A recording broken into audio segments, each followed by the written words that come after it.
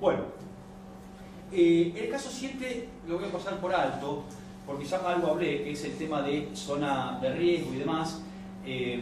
La jurisprudencia entiende que digamos, por zona de riesgo no se puede hacer caer el acto notificatorio. En la práctica, lo que conviene hacer si estamos notificando, si estamos dentro de un juicio y estamos notificando una demanda, es tratar de pedir el auxilio de la fuerza pública, porque es la única forma de que el oficial notificador entre en zona de riesgo. Así todo no entra, pero bueno, por lo menos el remedio procesal es eso, porque si no, fuimos. Porque ahí no sirve ni siquiera bajo responsabilidad de la parte actora, porque no entran. Y no creo que nadie tenga el coraje de constituirse un oficial ad hoc y diga yo voy por un juicio de 2 años. Bueno, a ver, el caso 8 también... El caso 8 es interesante. ¿Qué ocurre cuando, esto nos han planteado también, qué ocurre cuando no se discute ya si la carta o documento ingresó en la esfera de conocimiento o no en cuanto al domicilio, sino en cuanto a los datos que se consignan? Por ejemplo, yo me llamo Diego Javier Tula y en la carta o documento consignan Diego Tula o Diego Javier Tulo, por ejemplo. Bueno, entonces la parte demandada o actora, si no tiene ninguna defensa, dice eso no ingresó en mi esfera de conocimiento porque hay un error en la consignación del domicilio. Por supuesto que es un error de hecho excusable y la jurisprudencia ya es superado eso. No debe incurrirse en un excesivo rigor formal al apreciar las misivas remitidas por el trabajador. Los errores involuntarios y no graves, como puede ser equivocar una letra en el nombre del remitente o el destinatario, no pueden privar la validez de la misiva enviada. Por supuesto estamos hablando en el nombre. Una razón social. Una razón social es una buena pregunta. Habría que ver si, por ejemplo, yo le mando a Tula S.A. y en realidad tengo la mala suerte de que existía Tula S.R.L. y fue un domicilio distinto. Si se da ese caso, creo que no ingresó en la esfera de conocimiento porque ahí sí se dan las casualidades. Ahora, si yo le mando a Diego Tula y yo soy Diego Tula y le mando Tulo, pero va a mi domicilio y yo la rechazo, y el error ese no es excusable. O sea, es excusable, ¿se entiende? Depende de las particularidades, pero es buena pregunta. Por supuesto que es el error en el remitente, no en el domicilio. Yo no puedo decir, lo mandé a Ingeniero White 811 y me equivoqué y puse 911, porque lo estoy pifiando por una cuadra 50 casas, ¿no? Hasta las proporciones va de suyo. Bueno, el segundo, perdón, el caso 9 también lo voy a pasar por alto porque te dice, bueno, a ver, cuando hay varios avisos de visita, ¿cuándo se considera notificada? ¿Con el primero o con el segundo aviso? Bueno, en caso de notificaciones fallidas, la primera es la fecha de toma de conocimiento. Esto es importante sobre todo por el cruce telegráfico, porque me dejan el primer aviso de visita y después me dejan el segundo, o yo no fui, pero en el medio me mandan la carta de documento despidiéndome. ¿Se entiende? Ese famoso cruce. Entonces, antes el trabajador se consideró despedido y entonces es un despido, porque además del cruce, en cuanto a la 2403, es la carga de la prueba. Si yo me considero despedido, trabajador es un despido indirecto, tengo la carga de la prueba yo. Si es un despido directo, tiene la carga de la prueba la parte demandada. No solo los efectos de la multa, también todo lo que es después la producción de prueba en el proceso. Si yo de parte actora me piden con causa, hago la plancha. Ahora, si la parte actora es la que se considera despedida, parte demandada hago la plancha. ¿Se entiende esto, no? Bien. Entonces el primer aviso cuenta como notificación. Exacto, para la jurisprudencia el primer aviso cuenta como una notificación. El caso número 10 es un poco lo que charlábamos con el doctor, que tiene que ver la naturaleza jurídica del documento. Y antes se discutió mucho, hay muchos jueces que para determinar la naturaleza jurídica de la carta documento o el telegrama, de la cédula no hay dudas, que es un instrumento público, porque está realizado por un funcionario público, ya sea una cédula que actúa un oficial notificador, como un mandamiento que actúa un oficial de justicia. Entonces, no hay dudas de que si se quiere atacar la autenticidad, se tiene que redabuir la falsedad. El problema es que las cartas de documento y los telegramas no están enumerados en el Código Civil como instrumentos públicos. Entonces uno dice, bueno, es un instrumento privado. Pero, por ejemplo, ¿qué ocurría, o qué ocurre, o qué ocurrirá cuando el correo fue o será estatizado? Entonces muchos decían, no, cuando el correo era de Macri, la carta de documento y el telegrama eran privados. ¿Por qué? Porque los actos se sucedían adelante de un funcionario privado, que es un empleado. Ahora, cuando el correo era público, los empleados adquirían el carácter de funcionarios públicos y entonces, si quería notificarse, o atacar esa notificación, se tenía que redabulir falsedad. ¿Por qué? Porque no va en la naturaleza del instrumento, sino de la pieza que lo emite. ¿Se entiende? Bueno, en estos casos tiene que ver la nulidad o no nulidad. Si yo soy parte actora y me están desconociendo un telegrama, yo primero voy a decir, a ver, el desconocimiento no es válido porque es un desconocimiento genérico. Y la ley procesal exige, y la ley orgánica de capital también, un desconocimiento puntual. Si yo en mi demanda te acompaño un telegrama y la parte demandada al contestar demanda dice desconozco la documentación, ese telegrama está desconocido. Ahora, si yo te acompaño 14 piezas postales, 25 recibos y un sumario, y yo parte demandada digo desconozco la documentación, la mayoría de la jurisprudencia dice que el desconocimiento genérico no es válido. Fíjate como parte actora, en derecho ya te gané una discusión, desconocimiento genérico, y yo, parte demandada, tontamente, perdí una discusión por no desconocer puntualmente. Entonces, primer consejo, parte actora, parte demandada, desconocer puntualmente la documentación. Puntualmente quiere decir autenticidad, contenido y recepción. Repito, desconocer puntualmente autenticidad, contenido y recepción. Y al decir esto tengo que identificar qué pieza postal. No se zarpen y desconozcan todo porque está la temeridad y malicia. Entonces la temeridad y malicia existe. Tratemos de encontrar el delicado equilibrio. Entonces fíjense, primero digo eso. Segundo, si soy parte actora voy a decir, aún el desconocimiento puntual no sirve.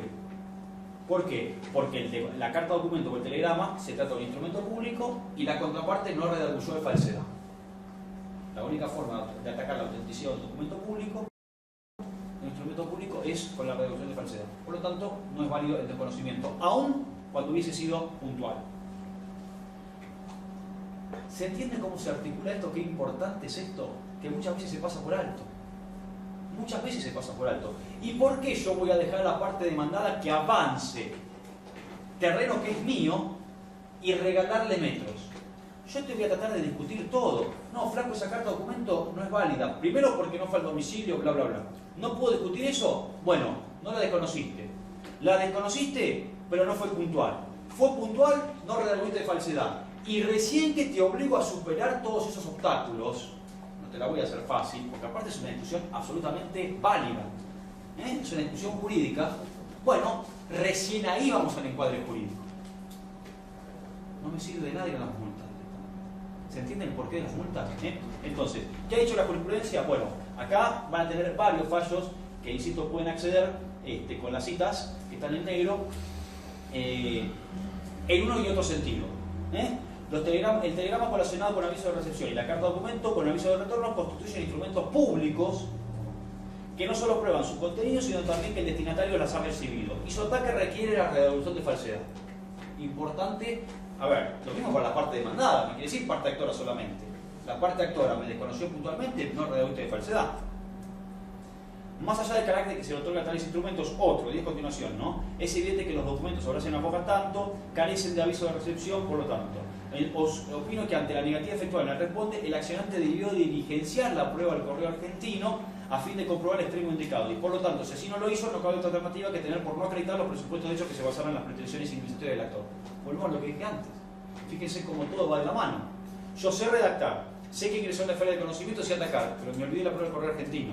O no me la olvidé, no la pedí como anticipada, no llegué, me dicen que no puedo dar, perdí una cuestión. Sin entrar a discutir si el tipo laburó o no laburó, poco importa. Yo, parte demandada, le gané la discusión en el terreno jurídico. Esto es lo que es trabajar, chicos. Hay que tratar de ganar los casos del terreno jurídico, no desde el terreno fáctico. Lo fáctico tiene que ser, insisto, la última línea de defensa del abogado. Al final de todo veo si el tipo tiene 3 testigos o no tiene 3 testigos. Al final de todo pregunto si los testigos que ofreció la parte actora son compañeros de trabajo o no son compañeros de trabajo. Al final de todo veo si los testigos presenciaron o no presenciaron el accidente. Primero voy a ver si está bien encuadrado, si intimó el RT, si no intimó el RT, si me intimó a mi empleador, si cobró, si no cobró, si encuadró dentro de las causales del Código Civil, si no hubo la culpa de un tercero por el cual yo no debo responder, si no hubo culpa de la víctima, si citó bien las normas de seguridad y higiene, si reclamó bien la solidaridad. Qué importante la solidaridad, qué importante para el trabajador. Hubo un caso famoso en la provincia de Buenos Aires donde la Corte llamó la atención al abogado de parte actor. ¿Por qué? Porque demandó a la empresa y, por extensión de responsabilidad, demandó al presidente. La empresa no existía, un sello de goma. Entonces, la única forma de que el trabajador cobre y por lo tanto que el abogado cobre era lograr una condena solidaria contra el presidente. Y en el juicio se probó absolutamente todo. Se probó que el tipo había registración parcial, que disparó la responsabilidad del presidente. ¿Pero qué pasó? Fundó la demanda en el artículo 54, párrafo 3, que habla de la responsabilidad de los socios. Y entonces la Corte dijo, otra hubiese sido la suerte si hubiese estado bien fundada la demanda. En el 274 de la Ley de Sociedades Comerciales que habla de la responsabilidad del presidente. Tema interesantísimo. Caso del Unicenter, ¿lo tienen ahí en Martínez? Bueno, empresa de CTI, pero una de estas tercerizadoras de CTI. Sello de goma y el trabajador remandó también solidariamente a CTI. Se olvidó de hacer un intercambio telegráfico también con CTI, solo lo hizo con el empleador. Y entonces, ¿qué pasó? El abogado de parte demandada le puso toda la presión y terminó conciliando en 7.000 pesos. Cuando era un juicio para conciliar en no menos de 50.000 pesos. Pero el abogado de parte demandada, ¿qué hizo? Le puso todas las dudas diciendo, mirá que no va a haber condena solidaria contra mí porque nunca me notificaste. La empleadora no existe. Y el abogado dijo, es preferible 7.000 pesos en mano que volando. ¿Es necesario que notifique a la solidaria? ¿Por qué? Si el Código Civil dice que si son deudores solidarios, la mora con uno de los deudores se dispara a todos los deudores. En ese caso, pero en el otro faltó un poco de buena voluntad del juez conocer el derecho laboral. Muy bien, es verdad. ¿Hasta cuánto juega el Iura Novi Curie? Claro. Pero también está el derecho de defensa. ¿Por qué? Pero el derecho laboral. Sí, pero yo soy. Ahí le pifiaste a tu interlocutor. Yo soy un pero. En el civil todavía. En el civil todavía. Yo, mirá que tengo el corazoncito, si querés, en la parte actoral. Pero soy un acérrimo defensor, de hacer las cosas bien. Porque, mirá lo que te digo. Es verdad que el juez decía, bueno, no es el 54 tercer párrafo, pero sí es el 274, socio gerente, presidente, más o menos lo mismo. Pero yo parte demandada, si vos me fundás la extensión de responsabilidad en que el ente es insolvente, y entonces me hablás de la mera pantalla o un mero recurso por violar la ley o frustrar el derecho de tercero, mi derecho de defensa va a estar basado en decir, la sociedad no se constituyó como un mero recurso para violar la ley, y entonces te demuestro que tengo un capital, que no estoy infracapitalizado, te demuestro que está bien registrado, etcétera, etcétera. Ahora, el 274 tiene presupuestos de hecho distintos. El 274 para la responsabilidad del presidente no te exige demostrar que la sociedad era un mero recurso para violar la ley, que se constituyó como un mero recurso o tiene fines extrasocietarios. Te dice la actuación del responsable, del presidente o del socio gerente en violación a la ley. Yo lo único que tengo que demostrar es un incumplimiento contractual.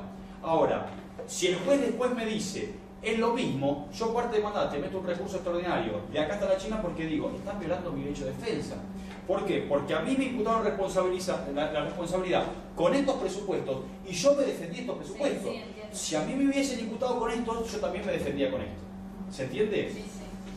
Les dejo la inquietud si quieren para el año que viene un cursito de extensión de responsabilidad y solidaridad. Ahí estamos, ahí se les dejo la inquietud. Pero, qué importante esto, qué importante. Y no va a los números o a los números. Qué importante conocer esto. Fíjense, el último ámbito de libertad del abogado. Si el tipo hubiese conocido el derecho laboral y la articulación con el derecho societario, lo más probable es que hubiera dicho, doctor, poco importa que no esté notificado CTI, porque está notificado el empleador y los efectos se extienden al solidario. Ah, bueno, ¿cuál es la pretensión, doctor? Empecemos a hablar. CTI hubiera ofrecido otro monto. Otro monto. Cuando el tipo apuró y vio que el abogado de la parte demandada reculó, listo, ya está, negocio. Bueno, los medios postales de tratamiento telegráfico, los que son retransmitidos, digamos, por el correo, son instrumentos públicos que hacen plena fe con respecto a los hechos que el oficial público anuncia como cumplidos en su presencia, pero no con relación a la sinceridad de las manifestaciones del remitente, aunque esta última se presume y su inexactitud puede demostrarse por la simple prueba en contrario, sin necesidad de recurrir a la querella de falsedad. Fallos en uno y otro sentido, según por qué parte vaya. Bueno, si les parece bien, justo y media, hacemos un cortecito acá porque entonces ahora ya sabemos, o más o menos tenemos el ABC de lo que es el ingreso en la esfera del conocimiento y qué pasa. Ahora vamos a ver en el contenido. Cómo despedir, cómo considerarme despedido, qué pasa cuando el tipo me llega tarde reiteradas veces, lo puedo despedir por eso, tengo que invocar más causas, qué pasa cuando solo pruebo una de las causas, etcétera, etcétera, etcétera. ¿Les parece bien? Bueno, a tener en cuenta al momento de redactar el despacho postal. Esto es importante. Antes, digamos, tenía que ver con la notificación. Ahora es con las circunstancias para tener en cuenta. Los casos plantean distintas dificultades a raíz de casos de la realidad, ¿no? Digamos, no quiero decir, no son casos de laboratorio que nunca van a ocurrir. De hecho, fíjense que cada caso tiene su sustento jurisprudencial, por lo tanto son casos de la realidad. En el telegrama intimatorio, estoy leyendo el caso 11, en el telegrama intimatorio el trabajador consigna la siguiente frase. Dice, su silencio o negativa, todo el speech, ¿no? Intimo, plazo, bla, bla, bla. Su silencio o negativa configurará una injuria grave y causal de despido directo o indirecto, digamos, ¿no? Frente al silencio de la accionada, coloca en su telegrama rupturista, atento a su silencio o su desconocimiento, por el caso es lo mismo, lo que demuestra su voluntad de no registrar el contrato, intimo plazo 48 horas, abona indemnizaciones legales. Al poco tiempo, inicia juicio por despido. Este caso pasó también en mi tribunal, pero además tiene recepción jurisprudencial en Capital, porque son muchos los casos que se dan así, y de vuelta este efecto reduccionista. Las partes entraron a discutir directamente el monto de la liquidación y entraron a discutir la injuria. El tema de la prueba, quién le corresponde, quién sí, quién no, laburó, no laburó, laburó las horas extras, las causales de injuria. Ahora fíjense, en el telegrama, así como está redactado, atento a su silencio, lo que demuestra su voluntad de no registrar el contrato de trabajo, intimo plazo 48 horas, abona indemnizaciones legales. ¿Qué le está faltando? La pregunta es, esta omisión, esta ausencia donde el trabajador no rompe el contrato de trabajo formalmente, no está diciendo me considero despedido, punto, intimo plazo 48 horas, abona indemnizaciones legales. ¿Obsta la procedencia del despido o es un mero rigorismo formal? Bueno, muy bien.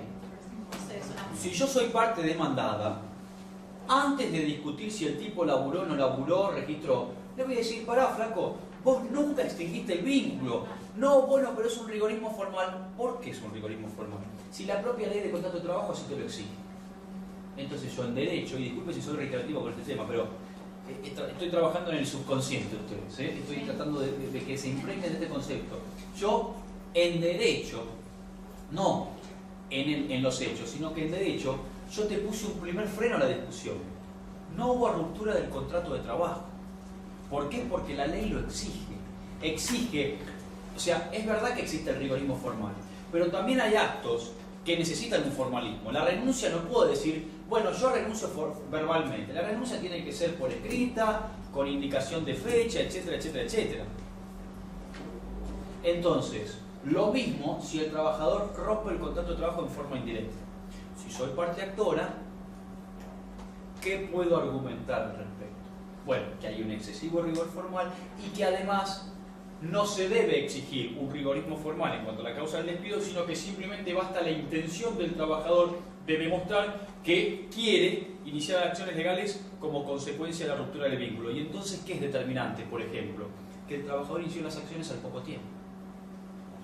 ¿Se entiende? Entonces, si el tipo inició las acciones legales a los 15, 20 días o al mes, evidentemente está demostrando su intención de haber roto el vínculo y reclamar legalmente. Fíjense, miren que estos fallos a mí me gustan mucho porque están muy bien redactados. Aun cuando el trabajador no haya consignado expresamente que se consideraba despedido, ello quedó demostrado con su conducta inmediatamente posterior, toda vez que al poco tiempo inició la acción. Insisto en esto, muchas veces, colegas, no puede haber, o sea, no se trata de un error de ustedes. ¿Qué pasa si el intercambio telegráfico ya les viene hecho? Por ejemplo, no sé si hay alguien del Ministerio de Trabajo, pero muchas veces hubo errores en el Ministerio de Trabajo. Pasa por la cantidad de casos que trabajan por día y entonces a ustedes les llegan este caso. ¿Y qué hacen? ¿Se entiende? No es ya la mea culpa de decir, se me pifió y me olvidé de... No, el intercambio telegráfico le viene hecho, o el juicio ya le viene dado. ¿Por qué? Porque le sustituyen el patrocinio a la mitad.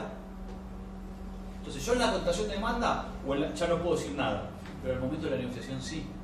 Y entonces, así como el caso que yo te conté del abogado que concilia en 7.000 porque el abogado de la parte demandada le puso la duda, yo hago lo mismo en este caso. Insisto, voy de parte actor y parte demandada, pero le puse la duda. En torno al despido indirecto, se entiende debidamente cumplido la manda del 242 si habiendo intimado bajo el procedimiento de considerarse despedido, el dependiente no hace efectivo el apercibimiento, pero inicia inmediatamente el proceso judicial basándose exclusivamente en los incumplimientos objeto de la Constitución en Morando, lo que yo le decía.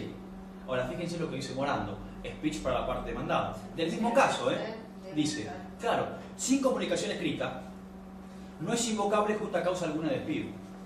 No resulta suficiente la evidencia y la intención del denunciante de extinguir la relación. Yo evidencio que quería extinguir la relación, digamos, iniciando acciones legales al toque. ¿Por qué? Porque esta intención subjetiva, sin la comunicación escrita, no trasciende la esfera psicológica del denunciante. Y por lo tanto es indiferente para el derecho. La norma inhibe al juez la mera admisión al debate de hechos no consignados por escrito en la comunicación que prevé. Sí. Pregunta, ¿en el tribunal dónde estás? ¿Llegó este caso a resolverse en sentencia? Se concilió. Se concilió. En mi tribunal se concilia todo. Lamentablemente no tengo jurisprudencia. Claro, porque en sentencia tengo muy poca jurisprudencia. sería interesante de golpe si bueno, llegó. La jurisprudencia de la Corte de Provincia, no tuve oportunidad de agregarlo al Power, pero después te lo voy a pasar para reenviarse la base de datos. La jurisprudencia de la Corte de Provincia, y mirá que la de Provincia es mucho más, la palabra sería, no sé, mucho más proempleadora, si querés, pero mucho más conservadora, ahí está la palabra, mucho más conservadora que la Corte de Nación. Sin embargo, en estos casos dijo que en determinados casos aún tampoco se exige un segundo telegrama. Si el trabajador intima para que lo registren y el demandado desconoce la relación de trabajo, en ese momento se produjo la ruptura. No hace falta un acto que efectivice la intención. Con lo cual, más aún en este caso, si existió el segundo telegrama, mucho menos se exige me considero despedido. Pero insisto, acá tenés un fallo de la sala 10, donde Morando, pero está más en la cámara, pero bueno, Morando dijo eso. Yo soy parte demandada. Pues lo voy a citar a Morando a muerte, pero voy a tener un cartelito. Atrás del conflicto de esperanza, la cara de Morando. Y si soy parte actora, la cara de Ferreiro. Más o menos así. No sé si son las... Bueno, no importa. Pero bueno, es lo que hay. Bueno, pero insisto, ¿vieron cómo no tiene sentido ir a los números si yo puedo acotar la discusión desde el intercambio telegráfico? Y que va esto mucho más allá de decir la invariabilidad de la causa del despido. Fíjense que hace 1 hora y media que estamos hablando y recién ahora estamos entrando en cómo se redacta. Tuvimos 1 hora y media hablando de si entra o no entra en la esfera de conocimiento. ¿Cuándo se discute? Nunca. Una pregunta. Sí. Una vez que la persona mandó el telegrama considerando un despido indirecto, ¿no? Sí. Ahí la parte del demandado, futuro demandado, ¿no? Sí. Cuando no puede intercambiar otra misiva sacando ventaja, digamos, de eso. Pero, por ejemplo, él entiende que no está despedido y la persona no parece que va a trabajar. bueno, lo que ocurre en la práctica es que si el trabajador, por ejemplo, no consigna el me considero despedido, lo más probable es que la parte demandada lo intime para que retome tareas y después lo termina despidiendo por abandono de trabajo. Pero yo, parte demandada, si hago eso, estoy consintiendo la omisión. Yo ahí me callo la boca y donde el tipo me inicia el despido, ahí le ataco, porque si no sería avivarlo. Si yo lo intimo, ¿sabe lo que pasa? El tipo dice, no, hago efectivo el apercibimiento y me considero despedido. Y entonces, digamos, de cierta forma, suplió la omisión. Por eso, a veces se cree que cuanto más se escribe, cuanto más intercambio telegráfico... Pero ahí, si yo intimo a la registración y me contestan que sí, que me van a registrar dentro del plazo establecido, y me obligan a volver a trabajar, y el trabajador no quiere volver, porque ya quiere, tiene que volver. Esa es la mejor respuesta que hay en la vida. Es la mejor respuesta que hay en la vida. El juicio quiere la plata, ya, Bueno, y ahí se compraron el auto, se van a ¿Sabes por qué? Porque lo enseguida obligas... buscan otra causal. Claro, si te van a buscar otra causal, porque van a decir, en realidad, a ver, registrame pero con un sueldo de 7.000, con una jornada laboral de 14 horas por día, como de Diego decía, mis empleados trabajan media jornada legal, 12 horas por día, decía él, ¿no? Bueno, gracias a esa parte, lo más probable es que el trabajador, digamos, no invente, pero te fuerce la causal de despido. Claro. O porque realmente no quiere laburar más, o porque ya tiene otro laburo. Entonces, sobre todo cuando está en negro. Porque si está en blanco lo obliga por una cuestión registral y impositiva a digamos, extinguir la relación. Pero lo cual es que nunca el empleador diga, digamos, bueno, sí, ok, te registro, pero dame 30 días. Porque el trabajador va a forzar, es lo que yo te decía, te va a anunciar una fecha de ingreso 5 años antes, un salario mayor, que vos vas a decir, no, pará, te registro, pero con esta fecha de ingreso y este salario. Entonces el trabajador va a decir, no tengo que esperar 30 días porque esa registración va a ser deficiente. Pero la mejor respuesta que hay es esa. Porque vamos por ahí, el tipo no está contando con el almanaque los 30 días, y después dice, bueno, toda vez que no me registró me considero el pedido, pero tú lo hace 60 días después de la registración. Entonces ahí vos le jugás con la extemporaneidad del despido. ¿Se entiende esto? Sí, sí, sí. Lo que pasa es que desde el momento que vos decís, sí, lo registro, venga a trabajar, vas a tener que registrarlo, pagar los aportes atrasados y no siempre tu cliente demandado va a estar en condiciones de afrontar ese gasto. ¿Se entiende? Sí. Se tiene que dar una serie de factores para que se produzca eso. Si se produce, adelante con farol. Sí, bueno, pero, perdón, pero yo hay casos donde se entra en moratoria por los aportes y el trabajador a los 2 días no vuelve más porque en realidad lo que quiere es no trabajar. Es lo que decíamos en el eso. lugar. Bueno, A totalmente. veces Totalmente. depende de la intención de Sí, sí, cuando sí. reales son las... Sí, claro, por supuesto. Hay un caso interesantísimo, me voy de tema ya, ¿no? Pero, ¿qué pasa con el 132 bis y la retención de aportes? A mí me retienen aportes y digo, bueno, a ver, el 132 bis es una sanción gravísima. Piensen que es un sueldo desde el despido hasta la sentencia. El juicio tardó 3 años, son 36 meses de sueldo. Ahora, yo demandé dentro de una moratoria. Pagar La el brocha norte trabajador. Y ya queda... Claro. no procede esa multa. y no pagas Pero más. eso no procede. Hay un daño al trabajador, sí, yo he visto trabajadores que le rechazaron la demanda porque el tipo no encontró nada. Entonces dice ante retención de aportes. Me consigo pedido, ¿está aprobada la retención de aportes? Sí, pero el tipo tenía 22 años. ¿Y dónde está el daño? Si te retuvieron aporte, está bien. El tipo entró en la moratoria, a vos te faltan 40 años para jubilar. Ahora, no es lo mismo una retención de aporte de un tipo que está a 2 meses de jubilarse. Porque ese tipo no se va a poder jubilar, el daño es inminente. Sobre este tema, perdón, No. porque los peritos a veces nos piden a nosotros que incluso tenemos que tener mensualmente una constancia firmada por el trabajador, nosotros le comunicamos los aportes que efectuamos. Y me dicen que es obligatorio, eso no tiene ninguna empresa. ¿Nos genera una multa eso? No, la multa no. La multa te la genera la retención y la falta de acreditación a los organismos Pero si esté sociales. depositado, que no esté firmado, porque No, porque vos hoy es muy fácil. Hoy entras a mis aportes, te lo haces y ya está. Lo sacás, tirás la lista sábana y listo. Pero después, perdón, ¿no? Pero yo tengo casos, por ejemplo, una sentencia donde aún habiendo reclamado que se intima al demandado a hacer los aportes, la sentencia nada dice, le dan las penalizaciones de ley y después, con respecto a los aportes de los 7, 8 años de trabajo, está bien, después te ponen abajo, notifíquese la FIP. Claro. La FIP nunca intima, Nunca intima. los aportes porque No, lo que pasa es que nuestro tribunal tiene el mismo criterio, porque esa es la doble naturaleza. Siempre le da con el palo al uno. No, mentira. ¿Por qué creo que tiene razón la sentencia si es que tiene ese sentido? Porque la obligación contractual laboral sanciona la retención y falta de aportes. Entonces, hay una sanción que pena esa conducta. Pero si vos querés reclamar los aportes, no podés ir a sede laboral.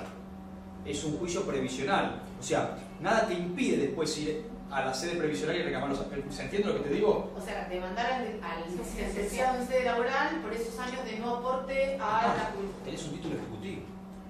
¿Se entiende lo que te Ya digo? tengo Voy a un previsional para- y claro, voy a previsional y digo, Porque no mirá, voy a cobrar laboralmente. y ya está. No, y que tampoco hay duplicidad. Porque Eso esto es no. lo mismo que decir, a ver, a mí no me pagan el salario, o me pagan el salario en negro, o no me pagan el salario. Y entonces, que además está en negro. Entonces, el juez laboral condena a pagar los salarios, pero además condena una multa porque sanciona esa falta de pago de salario. Esto es lo mismo. El juez laboral sanciona con el 132 bis la retención y falta de depósito, pero no es competente porque no es el juez natural, Sí, porque es un aporte que porque no es laboral. no es una obligación contractual laboral. Entonces vos después es como un concurso, con una sentencia que te dice tiro, vas y pedís un pronto pago. Esto es lo mismo, vas a sede previsional y ejecutás. Creo, no soy ni No, siquiera está bien, especialista en porque previsional, no tengo lo ni que pasa es mínima idea. que lo que termina pasando es que muchas veces los clientes lo que quieren son los aportes. Y claro, Y pero hay que escuchar la realidad previsión. está. No te queda otra, porque no es competente el cuenta bueno. Me ha pasado otro caso donde al conciliar que de darnos de alta en AFIP, que después sí otros organismos como por ejemplo, no sé, sindicatos, van a cobrar Claro. de forma retroactiva los años que se lo cambió. Sí, claro.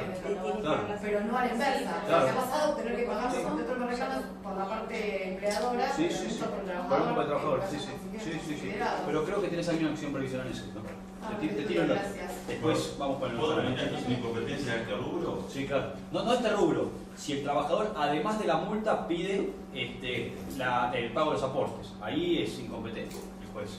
Y no es la primera vez que lo veo, lo he visto bastante. Bueno, entonces acá tiene la respuesta del caso 11, que en favor y en contra según por qué parte vayamos.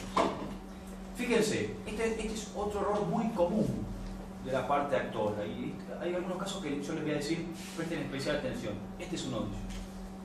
El trabajador envía, ¿vamos bien hasta ahora? Sí.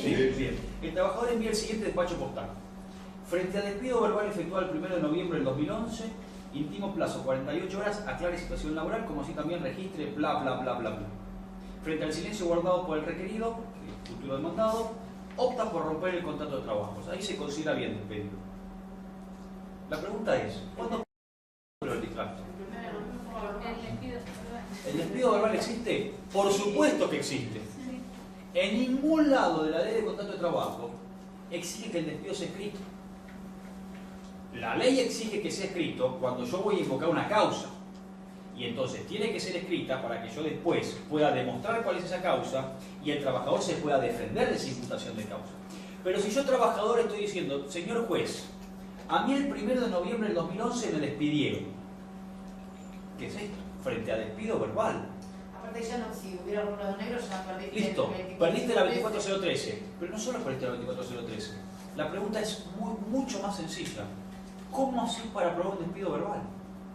Tenés que tener un testigo en el mismo momento que el empleador te dijo que has despedido. Imposible. ¿Se entiende? No, imposible. Perdés, o sea, no solo perdés la 24013. Yo, si soy parte demandada, te empiezo a negociar la 24013 y quizá te la barro. Pero además, esfuerzo un poco, te digo, ¿y cómo me puedo actuar el despido verbal? ¿Se entiende esto? Bueno, la jurisprudencia da lugar para los dos. El despido puede manifestarse de modo verbal cuando emana de la mera voluntad de quien lo emana. Vale la redundancia. A diferencia de lo que ocurre con el despido comunicado por escrito, que se perfecciona con la recepción, el despido verbal surte plenos efectos en la misma fecha en que se efectúa la comunicación. Si el trabajador advierte que la prueba del despido verbal ha de ser imposible o dificultosa, debería intimar para que se aclare situación laboral. Por eso, todos los telegramas rezan o comienzan diciendo frente a negativa de tareas, aclare situación laboral. Eso no es lo mismo. No es lo mismo, porque es negativa de tareas, es un incumplimiento contractual, que me dispara además la famosa, y ahí va mi latín, mi mejor latín, la exceptio non neglect contractus. Bueno, ¿qué quiere decir? Ahí sí el trabajador tiene todo el derecho del mundo a conseguir otro laburo, o sea, todo el derecho del mundo, puede irse a otro laburo, porque yo invoco una injuria y digo, retengo tareas. Como yo sé que voy a poder hasta tanto se cumpla, lo más probable es que nunca lo cumpla, entonces me considero despedido y el tipo ya puede ir laburando. Estoy hablando, está grabado esto, se sigue grabando, ¿no? Sí, Bueno, sí, estoy tirando cada dato. Bueno, es la vocación. Te van a consultar inversa. Sí. Si yo, empleador, notifico una vinculación un viernes 29 de agosto y el lunes siguiente estamos en el mes, ¿no? Septiembre. Realmente no quiero pagarle el mes siguiente. Sí. Yo tengo miedo que el domicilio sea incorrecto y que se me vaya la notificación al mes siguiente. Sí. Es válido que yo, ya que les pido verbal, es imposible probarlo, 5 reuniones por escrito, Sí. me firme, me suscriba en el día de la fecha, se me notificó. Totalmente. O sea, de ese día sí operaría. Totalmente. Con la Lo va- copia de la carta. Con la copia de la carta, Con la copia de claro. la carta de mano. Sí, con la casa. Independientemente que la carta de documento llegue. Totalmente. Lo que pasa es que si yo... El empleado Hay un lado que sí. Supongamos que sí. ¿Sabes lo que pasa? Está bien como estrategia. Pero ¿sabes? No voy a decir si yo fuese abogado de parte actora porque me están grabando, pero corres el riesgo de que la suerte del juicio quede supeditado a un perito calígrafo. ¿Por qué no? Yo abogado de parte actora, ¿sabes qué hago? Te desconozco la firma. Cosa que no puedo hacer con una carta documento, porque el oficio del correo que tenía me dice fue recibida. Entonces, yo abogado de parte actora, te desconozco la firma. Bueno, si lo hace con un escribano. Si lo hace con el escribano es distinto porque tiene que reducir falsedad, es lo que yo te decía al principio. Y es lo que yo te decía, tenés que invocar el vicio de nulidad del acto. Y si no te lo firma, ahí es un Y si no te lo firma es un problema porque no ingresó en la esfera de conocimiento. Sí, a mí me pasó que no lo firmó y salió del trabajo, mandó el telegrama intimando que... Y te abrochó la 2403 y va, Sí. para empezar a hablar. Por eso digo, es fundamental las notificaciones. Pero es eso, si el perito calígrafo te da bien, bárbaro. Ahora, ¿y si el tipo te firma con la mano izquierda? Y en vez de decir Diego Tula dice Santiago Gómez, ¿se entiende? Y después el tipo no, el trazo y depende de un calígrafo. Y encima si te da mal le tenés que pagar en anticipo y los honorarios, con lo cual doble puteado. Porque te salió mal y encima lo tenés que pagar. No sé si es una práctica tan aconsejable, pero además en la práctica es cierto que algunos no notifican, pero creo que la mayoría te dice no firma. Sí, pero la mayoría de las veces suele pasar en las empresas grandes, por ejemplo, no sé qué pasó con Musimundo, que tienen la sede central en Santa Fe, que de forma verbal le dicen del despido, le dan para que firme, el trabajador no firma y no es inmediato, no mandaron el telegrama antes. Entonces, me pasa ahora, estamos matando, ¿no? Por el tema de cuándo salió uno y cuándo salió Sí, otro. sí, claro, el famoso cruce, claro. Pero la realidad es que el trabajador ya sabía. Ya sabía, el pedido. y también pasa, muchas veces, también pasa. Bueno, Pero bueno, en el mismo momento que le están diciendo no, andate, le dijo, bueno, yo estoy embarazada de 2 meses. Y ahora, vale, frente al testigo. ahora, claro, ya tengo 13 sueldos que fíjense. Ni hablar, ni hablar. Bueno, miren este caso curioso también. Es una vieja contratada. Sí, que está. Ni hablar. Bueno, a ver cómo me dura. Fíjense, el empleador despide a un dependiente imputándole como causal la pérdida de confianza. El despacho telegráfico fue recibido por el trabajador, el cual guarda silencio. Posteriormente inicia juicio por despido incausado y en la contestación de demanda el empleador aduce consentimiento en la causal de despido por parte de su exdependiente, invocando la presunción del 57, toda vez que el actor no impugnó la causal de despido. La pregunta es, ¿hay obligación del trabajador de impugnar la causal de despido? A mí me llega por pérdida de confianza, bla, bla, bla, bla, bla, queda despido con causa.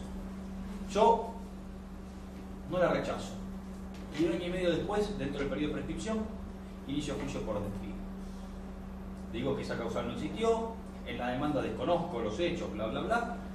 Y el empleador, en vez de entrar a discutir, no, vos sí hiciste lo que hiciste porque se te filmó, porque hiciste el famoso robo hormiga que te filmabas un paquete de papas fritas todos los días, hasta que te conseguiste un kilo, más o menos pusiste un kiosquito, o vos resulta que llegabas... No, yo le paro la discusión, pero le pongo la primera barrera. Vos lo impugnaste, así que lo consentí. Si sos abogado laboralista de profesión, te vas a morir de risa, te planteo. Ahora, si no sos abogado laboralista, te va a generar una duda cuanto menos grande. La pregunta es, ¿existe la obligación del trabajador de sancionar un despido, de impugnar un despido o no? Si yo fuese abogado de parte actora, diría que no por 2 motivos. En primer lugar, porque en ningún lugar de la ley de contrato de trabajo así lo exige. Y en segundo lugar, porque la ley de contrato de trabajo específicamente dice que el silencio del trabajador jamás puede implicar renuncia a derechos. Fundamental. Jamás de un silencio se presume consentimiento. Y entonces, artículo 58, 12 de la ley de contrato de trabajo. Y entonces digo, ¿por qué? A diferencia de lo que ocurre, por ejemplo, que es un plazo de caducidad en la ley de contrato de trabajo, con las sanciones disciplinarias. Ahí sí la ley le da 30 días al trabajador para sancionar.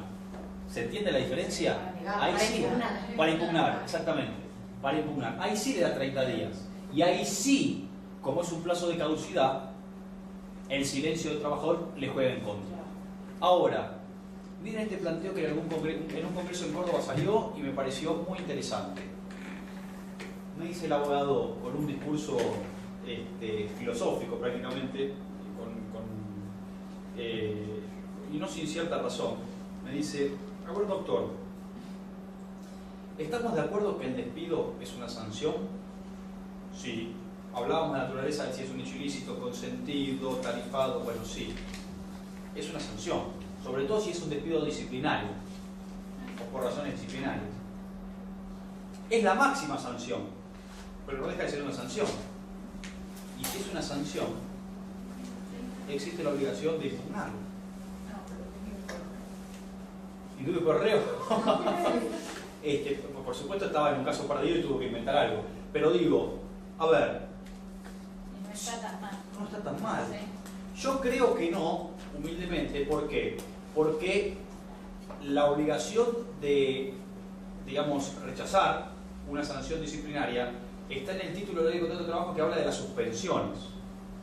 No como la sanción máxima. No como la sanción máxima, pero es una sanción disciplinaria que dispara una suspensión. Si el legislador hubiese querido imponer esta obligación, lo hubiese legislado también en el título que habla de la extinción. ¿Se entiende? Acá habla de la suspensión. Ahora, yo soy parte del mandato y voy a decir, flaco, esta obligación de sancionar, de rechazarlo. ¿Por qué? Porque el despido es una sanción. La máxima pero no deja de ser una sanción, así que hay consentimiento. Y en todo caso te dejo a vos que en la negociación te des cuenta y me digas, del silencio no se presume renuncia. Pero si no lo sabés, voy a jugar en tu terreno. En el terreno del derecho, no en el terreno de los hechos. ¿Se entiende? Qué importante el terreno del derecho.